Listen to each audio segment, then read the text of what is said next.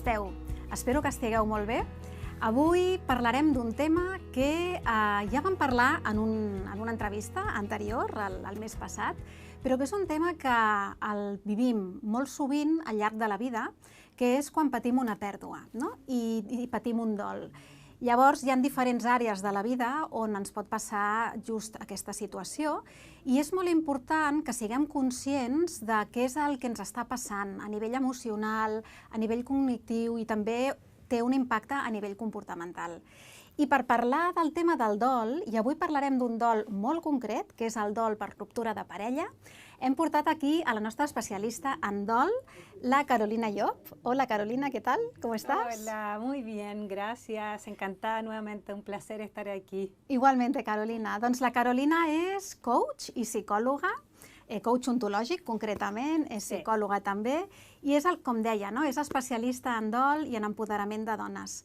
I a mi m'ha agradat molt convidar-la perquè ja la vam tenir en un programa anterior que vam estar parlant del dol en general i de quines fases tenia, de com ho podíem transitar de la millor manera, perquè és molt important que ho transitem bé, perquè sigui que al final puguem d'alguna manera arribar fins a l'altra banda i que puguem fer-ho d'una manera sana i d'una manera que no ens porti cap tipus que no arrastrem res d'aquesta situació. Tal cual. Y me gustaría preguntarte, en el caso del duelo de pareja concretamente, ¿qué es exactamente, en qué consiste, ya para hacer una pequeña entrada en relación a este tema? Perfecto. A ver, cuando hablamos de duelo, efectivamente la vez anterior habíamos conversado del duelo como un proceso que responde a una pérdida. Y en este caso, al hablar de duelo por ruptura de pareja, estamos hablando de un proceso que responde a la pérdida afectiva. ¿Vale? ¿Qué significa eso? Una pérdida afectiva es una persona, la pareja, es un vínculo que es significativo para nosotros, ¿vale? Como seres humanos, como seres vivos. Necesitamos en momentos de necesidad, de malestar, y para vivir, vivimos en relación. Por lo tanto, cuando perdemos a una pareja, también perdemos no solo la pareja, sino que perdemos hay otros como microduelos, por decirlo así, que los vamos a ir conversando, me imagino, durante la entrevista. Pero básicamente es una respuesta emocional que nos permite adaptarnos a una nueva realidad, que sería aprender a vivir sin esa persona, sin esa pareja en tu vida, de ahora en adelante. Eso requiere un proceso. Y tiene unas fases también, porque hablamos del duelo en general, que había como unas fases, ¿no? Recuerdo que me comentaste que las fases tampoco siguen una linealidad, sino que a veces, como humanos que somos, a veces pues empezamos con una y vamos con la tercera y luego vamos a la primera, ¿no? Que hay como van un poco en función de la persona y de la situación. Y en el caso de la ruptura de pareja... Exacto, tal cual. A ver, en la ruptura de pareja también va a influir en cómo transitemos ese duelo, va a influir del motivo de la ruptura. No es lo mismo una ruptura porque me han dejado de amar, o porque ha habido infidelidad, o porque hay un acuerdo mutuo de que en realidad queremos cosas distintas en la vida, tenemos un proyecto en este minuto que ya no es conjunto. Eso por supuesto que va a influir, y las circunstancias obviamente que también que rodeen a esa ruptura. Ahora, ¿tiene fase? Claro, cuando hablamos de fase es como hablar de momentos, no pasamos por distintos momentos. Y dentro de esos momentos, si lo podemos poner como en fácil y práctico también. Cuando hablamos de fase, hablamos de 5 fases, ¿vale? Que son la fase de la negación, que sería la primera fase, y ese primer momento tiene que ver con no poder creer que la ruptura ha sucedido. De alguna manera, el impacto emocional es tan grande que nuestro cerebro usa este mecanismo que es la negación, este mecanismo protector, como para darnos tiempo, ¿no? a nuestra mente, a nuestro cuerpo, a nuestra psique, de poder aceptar esa ruptura. Luego, entonces, ahí es cuando vienen lo podemos reflejar en frases que yo lo veo, ¿no? Cuando yo acompaño a mujeres que han vivido o están viviendo una ruptura, como, no puede ser, esto no está pasando, no lo puedo creer, seguro que esto es una pelea más y luego vamos a volver, ¿vale? Luego vendría una fase, un momento que le llamamos la ira, la fase de la ira o de la rabia. Y ahí, claro, ¿qué ocurre? Que empezamos a transitar esa emoción principal. Bueno, esto no es, como decíamos, lineal, ¿vale? Entonces, claro, ¿qué pasa con la rabia? Que necesitamos en algún minuto poder direccionar esa rabia. Entonces sentimos ira ya sea con nuestro ex, ya sea con nosotras mismas, ya sea con las circunstancias, con la vida. Y lo importante en esta fase es que podamos expresar y permitirnos la rabia, porque también culturalmente la rabia no es tan bien vista. Entonces es importante validarla y aprender a expresarla y compartirla de una manera saludable también, no a raíz, no desde el desborde emocional. Una de las maneras, ¿no?, de gestionar la ira es siempre pensar en cómo lo puedo sacar hacia afuera, pero que no sea de una manera saludable, sería que no tenga un impacto negativo en nadie, ¿no? Que si de repente siento ira por esta situación, no me vaya por la calle gritándole a la gente, o que voy conduciendo y el primero que me toca el claxon, pues le pego un quiebro, ¿no? Claro. Esto sería una manera no saludable, tóxica. Exacto. Y saludable podría ser, por ejemplo, ir a un, ¿cómo se llama?, a un escape room de estos que me parece que te ponías un casco y te protegías toda y empezabas a dar golpes a electrodomésticos, por ejemplo. Sí, por ejemplo, sí, y muchas veces ahí va a depender de cada uno también, de cada persona, porque a veces en la rabia, claro, para algunos es más fácil o menos difícil transitarla desde lo físico. A veces, por ejemplo, salir a correr. A mí me ayuda cuando yo estoy con rabia, estoy en momentos de rabia o cuando he vivido dificultades, y también lo recomiendo, es hacer ejercicio, ¿vale? Muchas veces también el escribir, porque como es tanta la rabia a veces que tenemos, y claro, imagínate, si nos desbordamos y finalmente es como dices tú, es hacer daño al otro, y lo peor de todo que después la persona se arrepiente. Claro, te sientes y lo pasa mal. Lo pasas mal, claro, ¿no? Se siente culpable, no debería haberlo dicho, le hice más daño, no era lo que realmente sentía. Entonces, por eso escribir, la escritura es tener un journal, que así es un diario de duelo. Es súper útil, diría yo, y súper sanador también, porque ahí uno escribe, como yo digo, uno puede vaciar todo, y es súper importante ponerle nombre además a todas esas emociones que transitamos. Incluso puede ser que escribamos todo eso y después mi invitación, y a ellos les invito a hacer ese ejercicio, a que si escriben, luego dejar pasar, hacer una pausa, dejar todo lo que escribieron ahí, ese vaciado, y luego volver a leerlo al día siguiente.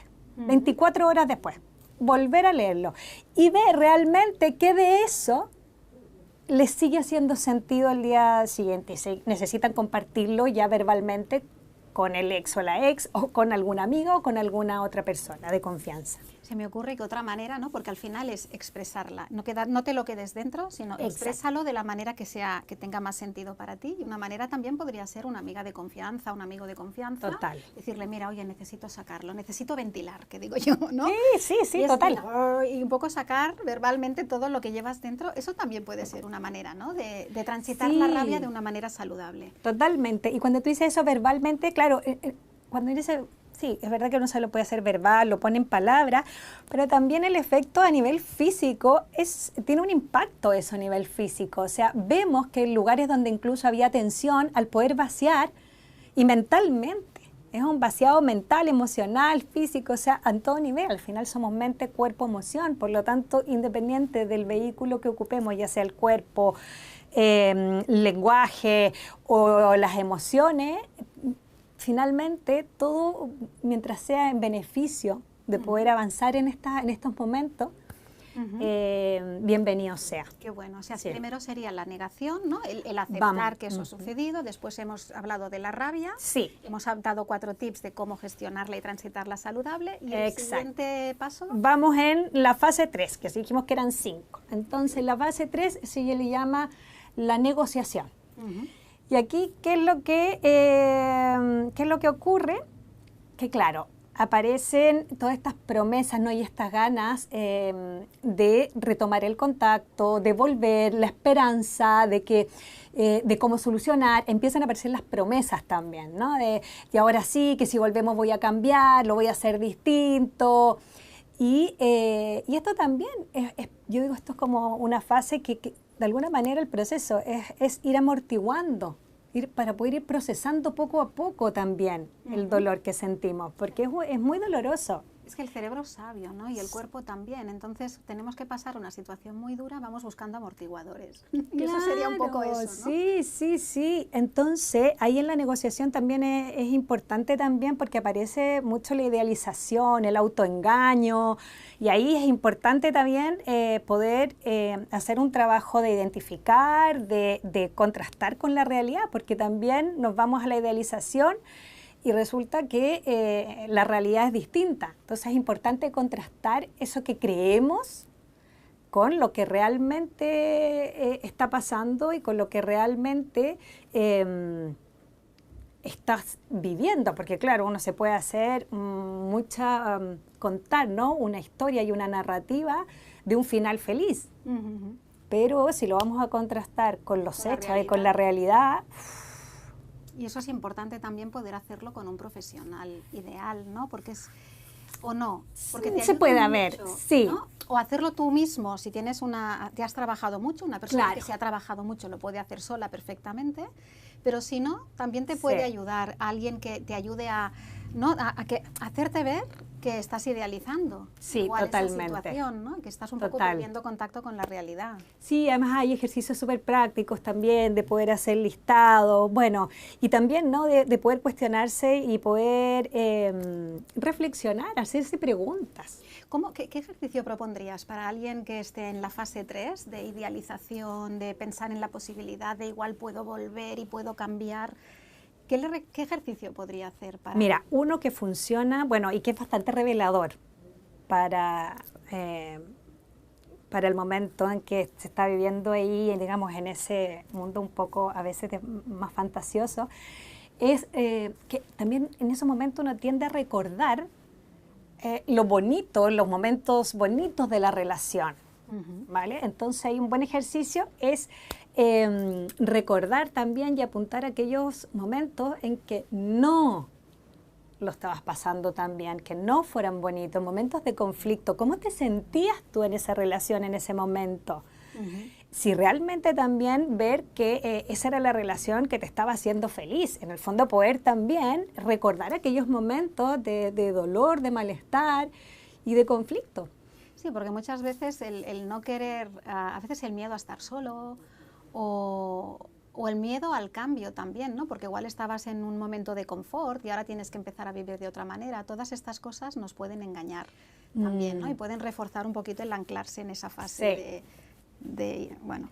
Y además que también acá influye, bueno, en el proceso influye también es distinto el duelo que vive la persona, digamos, la que lo deja, y el que es dejado o dejada. Es distinto. Sí, es una posición distinta. Es más duro distinta. para el que es dejado, me imagino.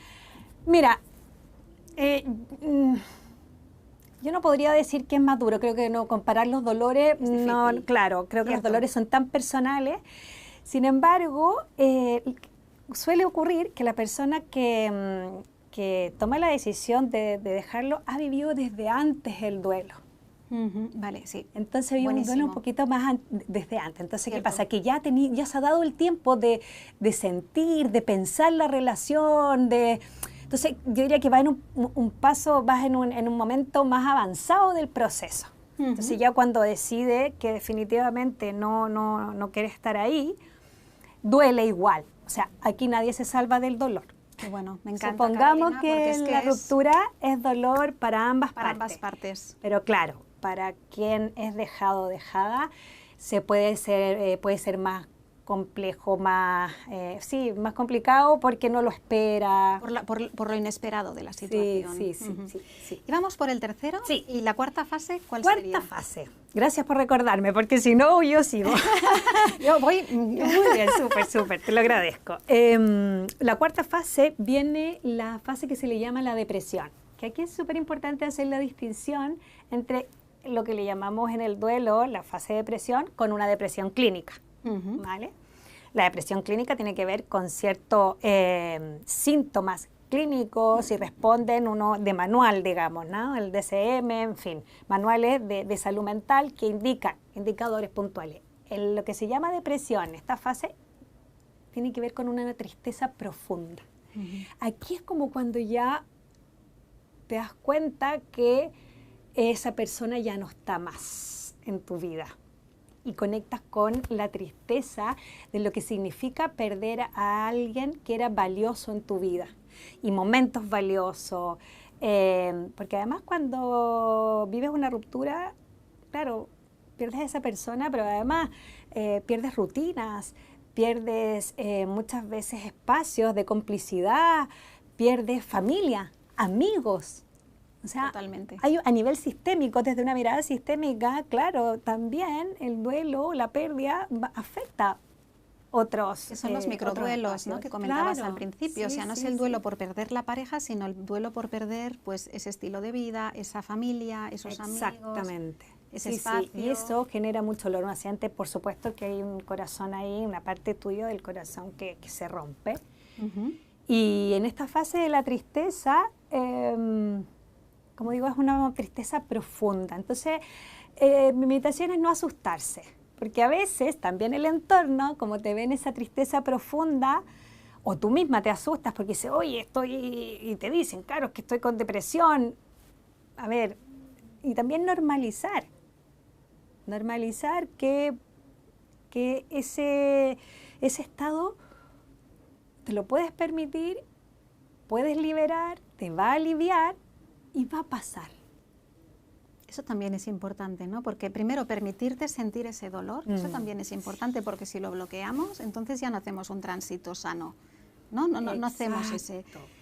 Entonces, bueno, si estás deprimido, estás triste, permítete sentirlo. Oye, mira, mete a la cama, no sé, o mira una peli, lo que sea, ¿no? Pero siéntelo. Permítete llorar. Permítete llorar. De partida, permítete llorar. Exacto. O sea, ya... Y lo mismo, esto del diario, el diario... Yo no sé si se conoce aquí mucho el término, pero es que duelario. El duelario es como ese diario, esa bitácora tuya de viaje.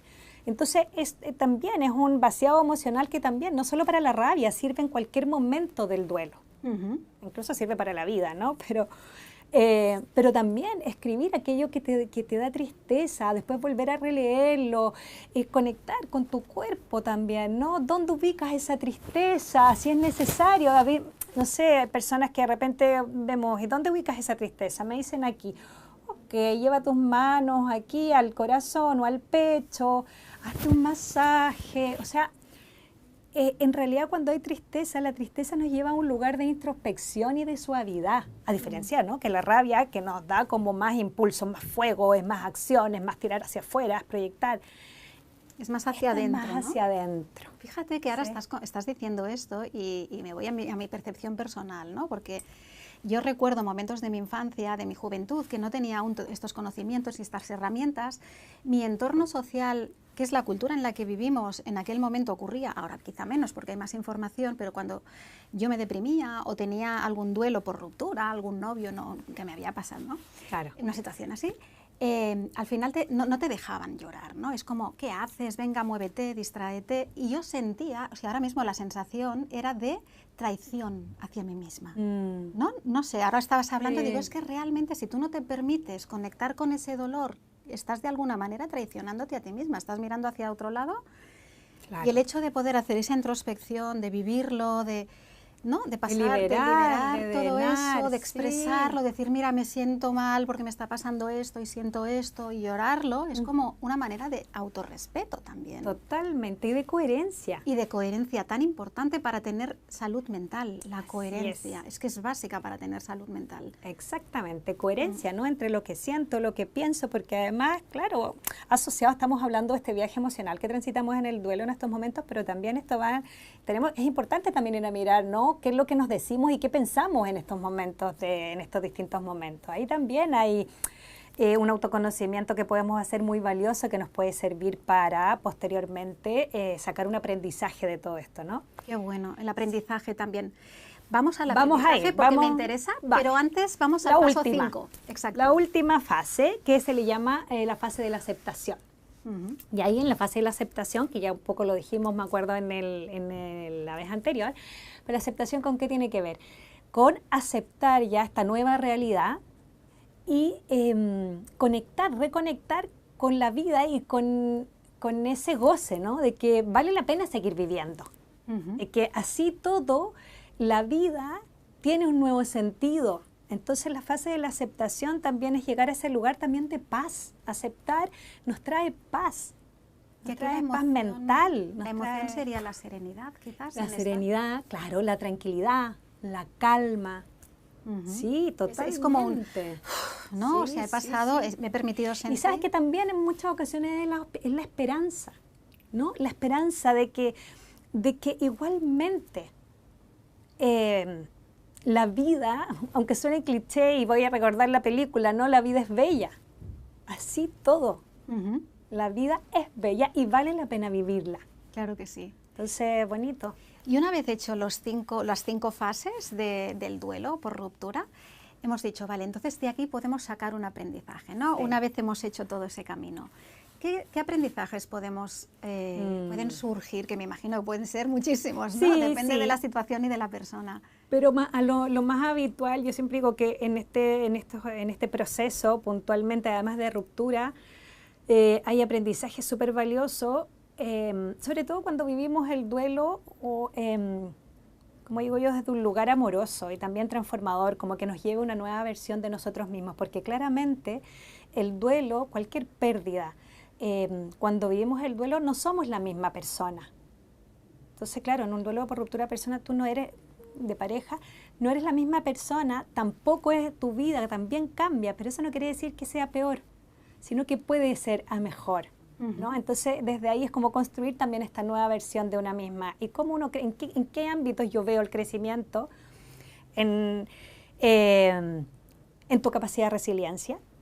Y ahí también tú, incluso en términos de autoconfianza, cuando sientes que logras retomar las riendas de tu vida y logras volver a conectar contigo, con lo que quieres inclusive para una relación, qué errores a lo mejor cometiste y no quieres volver a cometer, qué cosas de esta relación podrías mejorar en un futuro, qué heridas en el proceso, porque también cuando hay pérdidas se nos activan heridas emocionales no sanadas o heridas vinculares, el abandono, la sensación de, ¿no? El tema del abandono, del rechazo, la humillación, dependiendo de cuál sea nuestra propia historia vincular.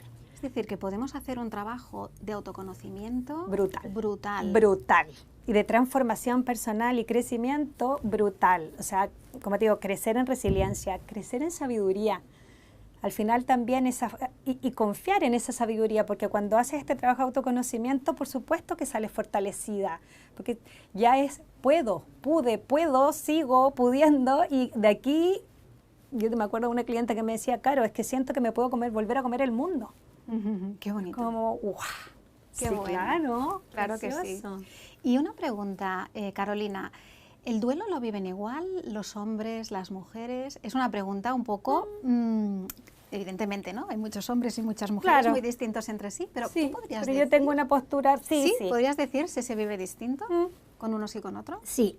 Claro, partiendo de la base, como dices tú, todos vivimos en ningún duelo, ni siquiera en uno mismo. Un duelo con una pareja puede ser distinto a otro duelo posterior de otra pareja. Tampoco te define a la hora de vivir un duelo. Exactamente, ¿no? Tal cual. Pero yo creo que aquí influyen factores sociales y culturales. Ahí está. ¿No? De base, como... de alguna manera tenemos en el inconsciente colectivo y también en algunas culturas más que en otras, pero hay creencias, ¿no? Respecto a cómo transitar y expresar nuestras emociones. La típica, los hombres no lloran, ¿no? Ahí está. Sí. Entonces, ¿cuánto y cuán validado? Entonces, claro, los hombres, y yo esto lo he conversado con mi pareja actual, que dice, claro, cuando nosotros vivimos una ruptura, me dice, claro, nosotros hablamos de fútbol, le gusta el ajedrez, de otras cosas, pero claro, yo no voy a recurrir a un amigo a contarle que siento dolor, que tengo tristeza, que no, y lo mismo, pero si en el mar hay tantos peces, da igual. Entonces también me encanta que estemos hablando de este tema, porque el duelo generalmente lo asociamos y está súper validado como por la muerte de un ser querido. Pero resulta que estos duelos, hay dolor igual, en las pérdidas hay dolor, y como no se visibiliza, claro, no hay un funeral, no hay un rito, no hay algo socialmente validado, entonces claro, los consejos muchas veces o te preguntan demasiado por el ex, que a veces justamente es lo que no ayuda a la persona que está viviendo el duelo. O si no, te empiezan a decir cosas como, que esto no es lo que no hay que decir, digamos, pero no, empiezan a opinar, no, es que tu ex no te merecía, es que tu ex no valía la pena, es que él no te valora, es que él no te...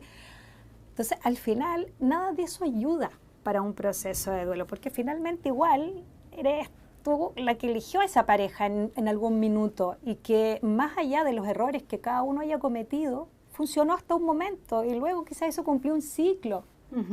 Exacto. Pero donde no hay culpables, puede haber responsabilidades, errores, pero bueno, sí, es parte también de la vida.